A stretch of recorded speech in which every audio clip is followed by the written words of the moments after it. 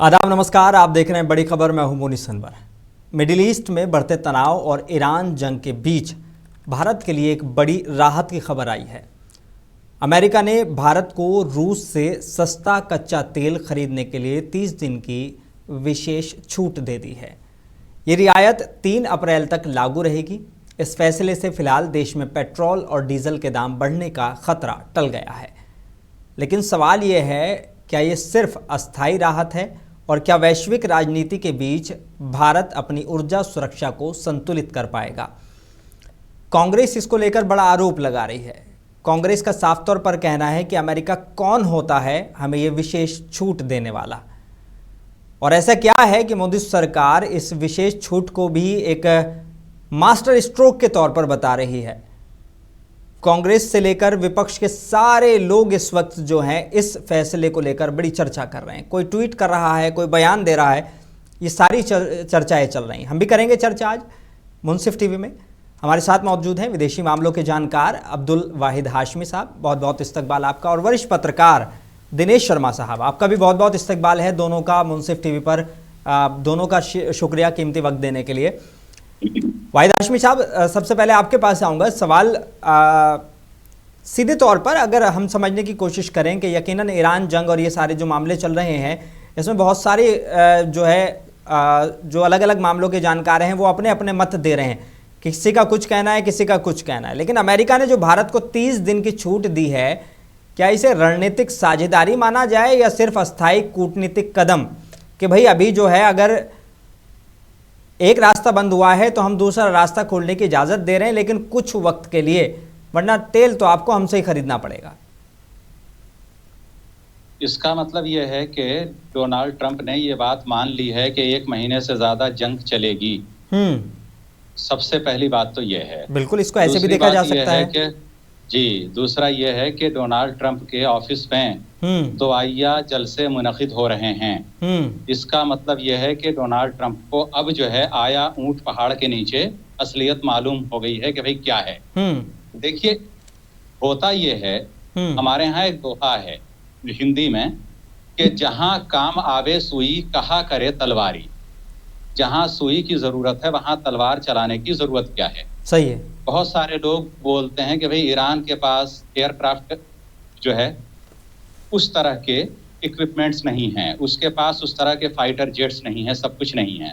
भाई 40 साल की पाबंदियों के बाद जो चीज़ उसको एप्रोप्रिएट लगी उसने वो चीज़ डेवलप की, और उसके ज़रिए से उसने चाबहार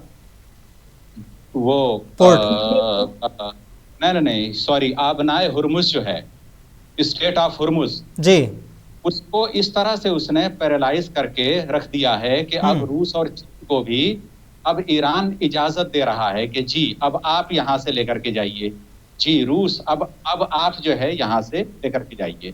और साफ साफ जो है ईरान इस वक्त इस तरह की ड्राइविंग सीट पे है कि अब वो ये बताएगा कि कौन से मुल्क का तेल वहां से गुजरेगा।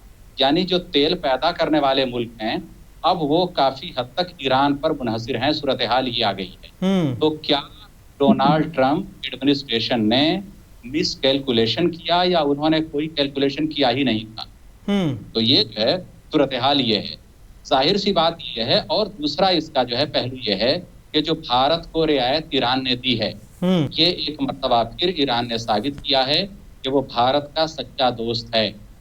भारत सरकार ने भले ही देरी की हो, खामनेई साहब को उनकी जो है मौत पर खराज अकीदत पेश करने के लिए या ताज़ियत पेश करने के लिए जी जो है जी भारत की जानिब से भले ही ताखिर हुई हो, लेकिन जैसे ही भारत की तरफ से रिक्वेस्ट हुई और फौरन जो है बातचीत हुई, उसके बाद फौरन जो है भारत के लिए ईरान ने रास्ते जी। यानी कि अगर ईरान ने रास्ते भी खोल दिए हैं, फिर भी रशिया से अगर इंडिया तेल लेना चाहे तो ये 30 दिनों तक ले सकता है। देखिए, ऐसा है कि बातें दोनों हैं। अमेरिका ने अलाउ इसलिए किया होगा कि अमेरिका को डर होगा कि कहीं भारत जैसा मुल्क हमारे खिलाफ ना हो जाए मुस्तकिल तौर पर। तो थोड़ा सा उनको जो है रखना है कि नहीं भाई हम जो है ताल्लुकात पूरी तरह खराब नहीं करना चाहते भारत से। तो एक जो है ये है। दूसरा ये है कि यूएस को भी मालूम है कि अगर वो भी अपने ऑयल टैंकर वगैरह भेजता है तो किस रूट से भारत को भेजेगा।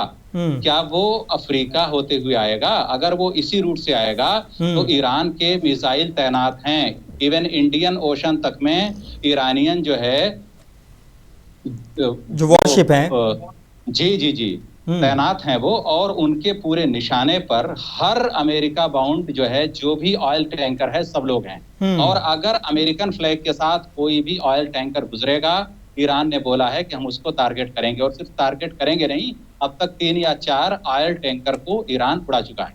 जी ठीक, दिनेश शर्मा जी बहुत बहुत इस्तकबाल सबसे पहले तो। और सवाल सब अहम ये है कि जिस तरह के सूरत हाल अभी चल रहे हैं दिनेश जी, अगर रूस से सस्ता तेल मिलता है तो क्या सच में भारत में पेट्रोल डीजल के दाम स्थिर रह पाएंगे, जिस तरीके से भारत सरकार दावा कर रही है? लेकिन जो विपक्ष सवाल उठा रहा है कि 30 दिन की मोहलत देने वाला कौन है? ऐसी क्या ट्रीटी साइन कर ली हमने ट्रंप से जो वो जो है हमें 30 दिन की मोहलत देगा, और हम उसकी मोहलत को मान रहे हैं, उसको जो है एक तरीके से हम साबित कर रहे हैं कि ये बड़ा कदम है, रणनीतिक कदम है। देखिए, अभी युद्ध चल रहा और आप कुछ भी सब दावे से नहीं कह सकते कि ऐसा हुआ है तो ऐसा हो जाए। जाहिर सी बात है, ईरान भी अपने मित्र देशों को इस आपदा के अंदर परेशान नहीं करना चाहेगा, क्योंकि अल्टीमेटली जो मित्र हैं बाद में वही तो काम आएंगे। ठीक है, तो इसलिए ईरान ने अगर ये राहत प्रदान की है कि जो जल का जो तेल का मार्ग है उसमें कुछ देशों को राहत दी है, तो ये उसकी रणनीति का हिस्सा है। ये कोई ऐसा नहीं है। क्या ईरान को बाकी देशों के सपोर्ट की आवश्यकता नहीं है? ईरान क्यों बमबारी कर रहा है देशों के ऊपर जिनसे उनकी कोई दुश्मनी नहीं थी? ये चीज ईरान को आगे चलकर बहुत परेशान करेगी। आज कोई भी मुस्लिम देश ईरान के साथ नहीं खड़ा है। अभी हमारे जो मित्र ने जो भी बात कही है कि रूस से तेल और वहां से तेल या अमेरिका का दबाव, देखिए इस मामले में जब तक कोई सॉलिड चीज सामने नहीं आती है युद्ध रोकने की, तब तक कोई भी दावे से नहीं कहा जा सकता। रही बात अमेरिका की, अमेरिका भी एक विश्वसनीय देश नहीं है। सच बात है, बिल्कुल ठीक है। यह दुनिया के लिए ये एक वास्तव में देखा जाए तो यह दुनिया को ब्लैकमेल करता है।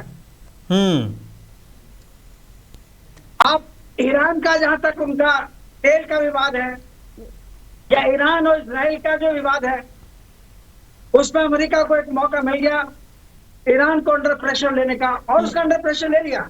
ईरान तबाह हो चुका है। अगर मान लीजिए आप ये सोच रहा हूं कि 1 महीने के तेल का रास्ता दे दिया है, सब कोई फर्क नहीं पड़ता है। जहां तक भारत का संबंध है तो भारत तो रूस से तब भी तेल ले रहा था जब अमेरिका धमकी दे रहा था। और ये भी बता दें आपको कि अब वो भारत नहीं है जिसको अमेरिका अपनी उंगलियों पर जैसे तैसे नचाता रहे। देखिए, सुप्रीम कोर्ट ने वहां के सीधे सीधे टैरिफ पर रोक लगा दी, खत्म कर दिया उसको। आखिर अमेरिकी राष्ट्रपति कितने बार कितने समय तक इस विरोध को झेल पाएंगे? उनको भी टेबल पर आना होगा। और जहां तक ये रूस युद्ध चल रहा है ईरान का, ये एक अलग चीज है। अलग इस सेंस में है कि इजराइल को अमेरिका को तबाह करना था, और ईरान और अमेरिका को इसमें अपने पूर्व के बदले चुकाने थे, जैसे उसने इराक के साथ किया था। तो कहने का मतलब यह है कि इस समय जो परिस्थिति हमारे सामने है, हम उनमें अभी कोई भी समाधान नहीं देख सकते। यद्यपि किसी ने कहा कि आपदा में भी राहत होती है, आपदा में भी सफलता और उसके मार्ग, समस्याओं के मार्ग ढूंढे जाते हैं और मिल जाते हैं। लेकिन जो विपक्ष है, जब ये चल रहा है, हाँ, जो विपक्ष है वो सीधे तौर पर सवाल उठा रहा है। आज पवन खेड़ा प्रेस कॉन्फ्रेंस कर रहे थे तो उन्होंने साफ तौर पर ये कहा कि भाई पहली बात तो हमें राहत देने वाला अमेरिका होता कौन है? क्या अब हम ये अमेरिका तय करेगा कि हम 30 दिन के लिए भी किससे तेल लेंगे या किससे नहीं लेंगे? और अमेरिका को ये मतलब जुर्रत कहाँ से आ रही है? तो वो ये सीधे तौर पर कह रहे हैं कि एप्स्टीन फाइल का असर है। नहीं, ये इनके पास एक न्यूसेंस क्रिएट करना, इसके अलावा कुछ नहीं है। ये जो बैठ जाते हैं टीवी चैनलों के ऊपर अपने एजेंडे लोगों को सुनाने के लिए वो दौर खत्म हो चुका है। पवन खेड़ा की हैसियत क्या है? उसके वो बयान देते हैं और अगले दिन कांग्रेस खंडन कर देती है उनका। सच तो यह है कि कांग्रेस के प्रवक्ता अपनी राजनीति चमकाने के लिए टीवी चैनल पर आते हैं, उनके इस बयान की वैल्यू क्या है? वो कुछ भी बयान देते हैं। लोग तो यहाँ तक कहते हैं कि ट्रंप में और राहुल गांधी में कोई खास अंतर नहीं है, ये दोनों के दोनों अपनी बात कहकर पलट जाते हैं। तो जब इनकी लीडरशिप ही उतनी विश्वसनीय नहीं है तो पवन खेड़ा के बोलने का मतलब क्या है? वाहिद हाशिमी साहब, अब देखिए अब ये कह रहे हैं, आप उस पर नहीं बोल रहे हैं कि जो अभी बिहार के अंदर चेंज हुआ है, क्योंकि उनके पास दम है, एनडीए के पास ताकत है, अपनी ताकत से अपने हिसाब से देश को चला रही है। तो पवन खेड़ा की वैल्यू क्या है? सही है। अचानक से गवर्नर बदल देना, सीएम को जो है राज्यसभा भेज देना, बहुत सारे मसले हैं।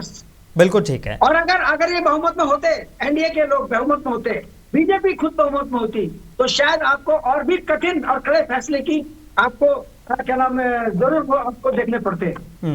आज कम से कम भारत अमेरिका के उतने दबाव में नहीं है, और दुनिया का कौन ऐसा देश है जो अमेरिका के दबाव में नहीं रहता है? सही है। हाशमी साहब, ठीक है। वाहिद हाशमी साहब, ईरान जंग के कारण जो है स्ट्रेट ऑफ हॉर्मुज पर एक खतरा बढ़ गया है, क्या इससे भारत की ऊर्जा सुरक्षा पर एक बड़ा असर पड़ सकता है अगर ये चीज़ें और कंटिन्यू चली या ये जंग और लंबी चली? ठीक है, अभी जो है फौरी तौर पर राहत दे दी ईरान ने भी, रशिया ने भी आकर कह दिया कि ठीक है हम भारत को तेल बेचना जारी रखेंगे, ये सारी चीज़ें हैं, लेकिन क्या लगता है इन सारी चीज़ों से आपको? देखिए, ऐसा है कि अगर रशिया का रूट भारत के लिए खुलता है तो फिर स्ट्रेट ऑफ हॉर्मुज का कोई बहुत अगर रशिया से ऑयल सप्लाई भारत को मिलती है। रही बात ये उसके इंटरनेशनल इम्प्लीकेशंस वगैरह की, तो वो तो हैं, क्योंकि यूरोप वगैरह की जो है वो एक तरह से वो स्ट्रेट ऑफ हॉर्मुज पर ही बेस्ड है मैक्सिमम।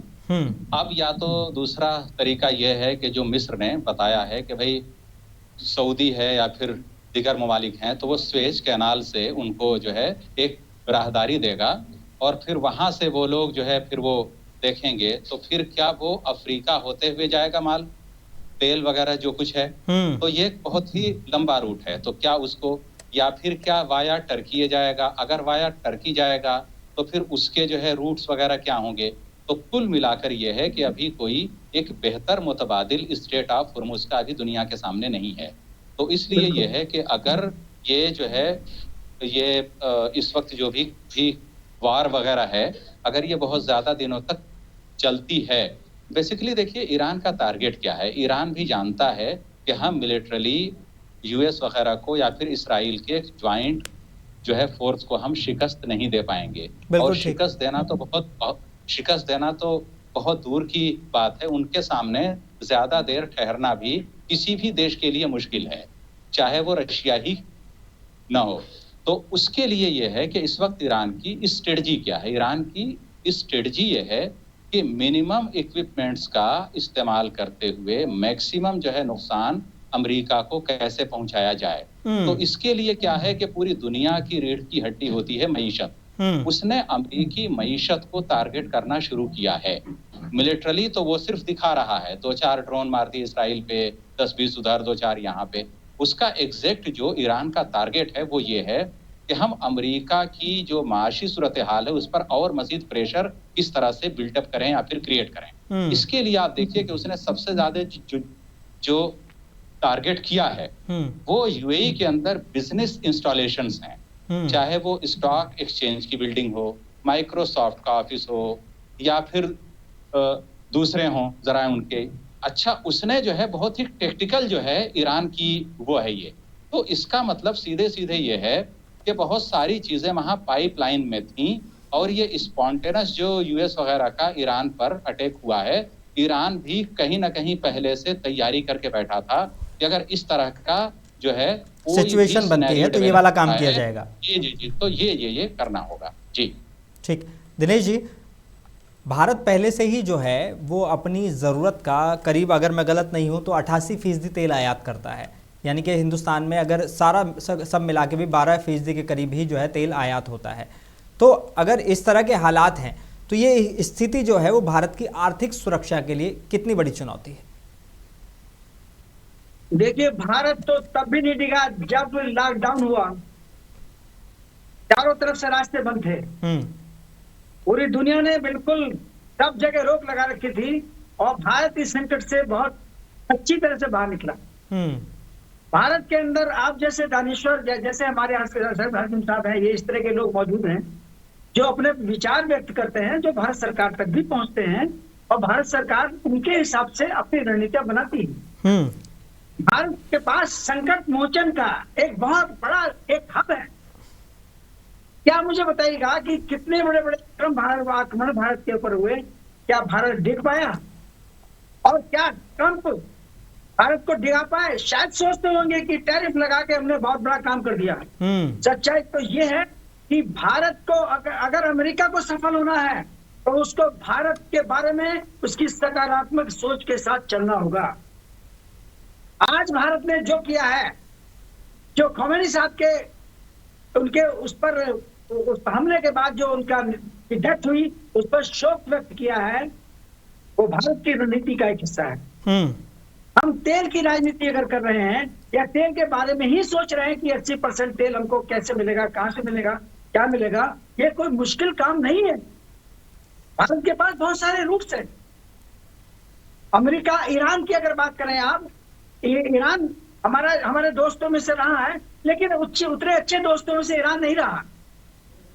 अगर खोमेनी साहब की बात हम करें तो उनके कुछ स्टेटमेंट ऐसे थे जिनसे भारत को असहजता यानी परेशानी हुई। जबकि आज तारीख ये है कि ईरान ने केवल अमेरिका से झगड़ा मोल ले लिया है, न केवल इजराइल से झगड़ा मोल लिया है, उसके जो मुस्लिम देश हैं आज वो भी उसके साथ नहीं है। तो इसलिए ईरान की तेल नीति या ईरान का इस संकट से उबरना वो कितना कारगर होगा उसके बारे में अभी नहीं कहा जा सकता। बिल्कुल। हाशमी साहब, क्या अमेरिका की ये छूट इस शर्त के साथ है कि भारत आगे चलकर अमेरिकी तेल की खरीद और बढ़ाए? अमेरिकी तेल की खरीद जो है, मेरा ये मानना है कि अभी फर्स्ट प्रायोरिटी जो है वो शायद यूरोप होगा, क्योंकि यूरोप जो है इस वक्त ऑयल थर्स्टी है और रशिया वगैरह ने भी यूरोप को थ्रेट दिया है। तो इसलिए जो है सबसे पहला बायर जो है इस वक्त यूएस ऑयल तो यूरोप होगा।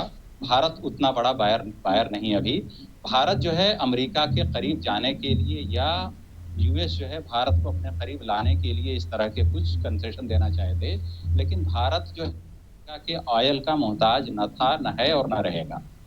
जी। लेकिन अगर मान लीजिए कि जिस तरह की ये जंग चल रही है और जो हमारी ट्रेड डील हुई यूके के साथ में, तो क्या वो भी एक बड़ा रीज़न है कि अमेरिका जो है इस तरह से दबाव बनाने की पॉलिटिक्स भारत पर कर रहा है? देखिए, बेसिकली ये है कि डोनाल्ड ट्रंप को एक बात समझ में नहीं आ रही है और जो शायद उनके लोग समझाना चाहते हैं, लेकिन अगर कुछ लोगों का तानाशाही माइंडसेट हो तो उनको जो है बातें समझ में नहीं आती या वो सुनना नहीं चाहते या इस तरह के लोग उनके आसपास नहीं जाते। बेसिकली ये है कि मैंने कई बार बोला है चैनल पे आपके कि अब दुनिया पोस्ट यूएस एरा में तेजी से दाखिल हो चुकी है। अब ये बात अगर डोनाल्ड ट्रंप के समझ में नहीं आ रही है तो ये गलती डोनाल्ड ट्रंप की है। अब आप देखिए कि उन्होंने ईरान के साथ जो कुछ जंग की, ईरान जो है चाहे आज़रबाईजान हो, तुर्किया हो या फिर बहुत सारे ममालिक हैं जहां पे मिसाइल गिरे हैं, ईरान ने बाकायदे डिनाई किया है कि इसमें हम शामिल नहीं हैं। अब आप देखिए कि तुर्किया पर अभी 2 रोज पहले वो जो मिसाइल गिरा है और जिसको जो है नेटो की फोर्सेस ने इंटरसेप्ट किया, वो मेड इन अमेरिका था मिसाइल और वो इसराइल ने फायर किया था। बाद में ये सब बातें खुल गई। देखिए, अब ये 80s वाला दौर नहीं है कि आदमी सिर्फ एक रेडियो पर निर्भर है या फिर सोशल मीडिया नहीं है या फिर उसके बाद चीज़ों को जो है मालूमात के ज़राए नहीं है। अब मालूमात के ज़राए बहुत वसी हैं। तुर्की का फौरन जो है बयान आ गया कि भाई ठीक है। आज़रबाईजान के अंदर जो कुछ अटैक हुआ, ईरान के फॉरेन मिनिस्टर ने आज़रबाईजान के अपने काउंटर पार्ट से सीधे बात की, मामला क्लियर हो गया। एक भी मुस्लिम देश का आप नाम बताइए जिसने सिर्फ बयान तो जारी किया है लेकिन एक कंकर भी ईरान की तरफ फेंका हो रिटेलिएशन में, एक का आप नाम बताइए। आज 7वां या 8वां दिन है जंग का। तो सवाल ये है कि ईरान के लिए क्या बादशाहों के महलात उड़ाना, इनके महल सऊदी अरब के हों या फिर यूएई या कतर, ओमान, बहरीन, कितने सेकंड का है काम? बताइए आप।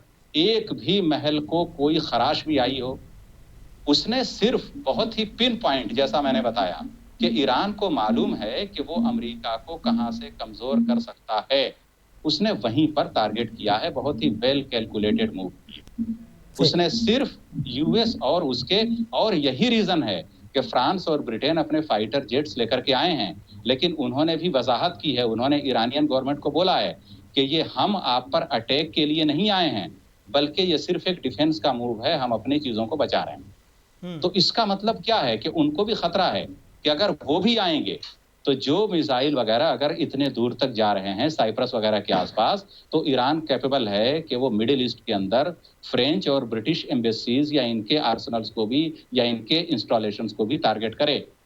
तो ये जो है, और यूरोप जो है, इस वक्त यूरोप जो अपने आप को दिखाता है कि हम बड़े शक्तिशाली हैं, इस वक्त पूरी दुनिया की पोल खुल चुकी है।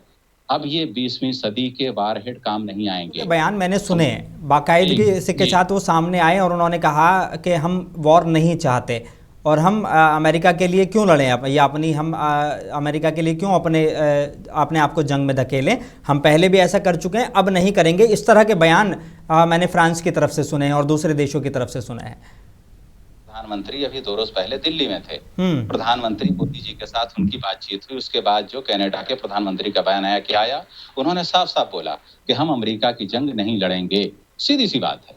तो आप देखिए कि आइसोलेशन जो है इस वक्त अमेरिका का हो रहा है। ईरान के साथ काफी हद तक सिंपैथी है। अगर सिंपैथी नहीं होती तो अब तक जिन जिन देशों के जो है एयर स्पेस को ईरान ने वायलेट किया है, ईरान पर काउंटर अटैक शुरू हो चुके होते। सबको मालूम है कि अमेरिका की साजिश क्या है। ये जो है पूरे के पूरे जो है, जो लोग ये है इस तरह की, तो ये कॉर्पोरेट लॉबी जो है ये चाहती ये है कि एक रीजनल कॉन्फ्लिक्ट पैदा हो। ईरान इसको रीजनल कॉन्फ्लिक्ट पैदा होने से बचा रहा है और रशिया वगैरह इसके अंदर इन्वॉल्व हैं। और अब जो है मुझे लगता है कि शायद भारत भी बहुत जल्द एक पॉजिटिव और कंस्ट्रक्टिव रोल प्ले कर सकता है। जी जी, अगर मिडिल ईस्ट में जंग लंबी चली तो क्या भारत को महंगाई और ईंधन संकट का सामना करना पड़ सकता है?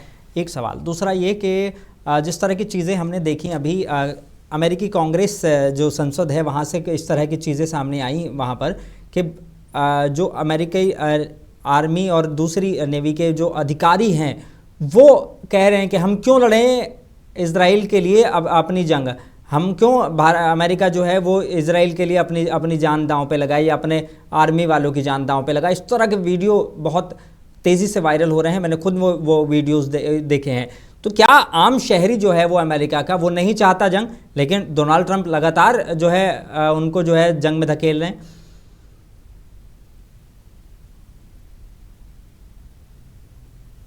सवाल आपसे है दिनेश जी। अच्छा, मुझसे सवाल है? जी जी जी जी। देखिए, मैं आपके इस तथ्य से और जो हाशिम साहब जो उन्होंने एक आशाजनक बात की है कि इसमें आगे जाके ठीक हो जाएगा, फिलहाल मेरा इत्तेफाक नहीं है। उसका कारण है सबसे बड़ा, अमेरिका का प्रत्येक नागरिक भले ही न हो, लेकिन अमेरिका के 90% आदमी, जब 90% यहूदी ही तो इजराइल चलाते हैं, उसको मदद कौन कर रहा है? वो तो टिला है। मुझे बताइएगा कि ये कहने में कि अमेरिका का बच्चे जो लोग हैं वो समर्थन नहीं कर रहे हैं, इस बात में कोई दम नहीं है। ये युद्ध ही उनके दबाव में शुरू हुआ, क्योंकि इजराइल अपना विस्तार करना चाहता है। गाजा पट्टी क्यों खत्म की आपने? वो ग्रेटर इजराइल बनाना चाहता है। वो आप तो ग्रेटर इजराइल बनाना चाहते हैं और उसके अंदर बाधा था ईरान। लेकिन एक छोटा सा सवाल, भारत, रूस और अमेरिका और मिडिल ईस्ट तीनों के बीच जो है वो संतुलन बना रहा है, रशिया के बीच भी संतुलन बना रहा है, ईरान के भी और मिडिल ईस्ट के भी। भारत जो है इस तरह की रोल अदा करता हुआ नजर आ रहा है। तो क्या इसे वाकई भारत सरकार का एक सफल कूटनीति कहा जाए? भाई, कूटनीति के क्षेत्र में तो भारत का कोई जवाब नहीं ना। उसने तो संकट काल से अपने को शांति काल में बदला है और उसको वो तो लगातार चुनौतियों का सामना करता है, तो इसलिए वो कूटनीति अच्छी तरह से सीख गया है। अब अमेरिका की अगर आप बात करें कि अमेरिका के बहुत भारी दबाव में होगा भारत, हमें नहीं लगता, क्योंकि आज अमेरिका इस पोजीशन में नहीं है कि भारत के ऊपर वो मनमाने फैसले थोप दे। क्या आप समझते हैं कि रशिया से तेल नहीं ले रहा भारत अभी? वो ले रहा। वो तो ये है कि अमेरिका जो है दाएं बाएं करके अपने चीजों को ये स्थापित करने की कोशिश करता है कि हम तो जैसे चाहेंगे इंडिया से करा लेंगे, लेकिन आज अमेरिका बगैर भारत के सफल भी नहीं हो सकता। बिल्कुल दिनेश जी, अमेरिका को सफल होना है हाँ। तो उसको भी भारत की कठिन शर्तें माननी होंगी, तो वो माना है। अगर डोनाल्ड ट्रंप ये कहें कि मैं बोलना नहीं चाहता वरना मोदी की सरकार गिर जाएगी, अरे तुम्हारे पास कुछ भी नहीं है बोलने के लिए, तुम पहले अपने को संभालो। ठीक है, वक्त की कमी है मेरे पास में, लेकिन वाहिद हाशमी साहब और दिनेश जी बहुत बहुत शुक्रिया अपना कीमती वक्त देने के लिए, आप दोनों का बहुत बहुत शुक्रिया। तो साफ है कि मिडिल ईस्ट में बढ़ते तनाव के बीच भारत को फिलहाल एक बड़ी राहत मिली है। रूस से सस्ता तेल खरीदने की छूट से देश में पेट्रोल डीजल के दाम फिलहाल स्थिर रह सकते हैं, लेकिन सवाल अभी भी कायम है, अगर जंग लंबी चली तो क्या ये राहत टिक पाएगी? इसी पर नज़र बनाए रखेंगे। मैं हूं मुनीस अनवर, देखते रहिए मुंसिफ टीवी। आदाब।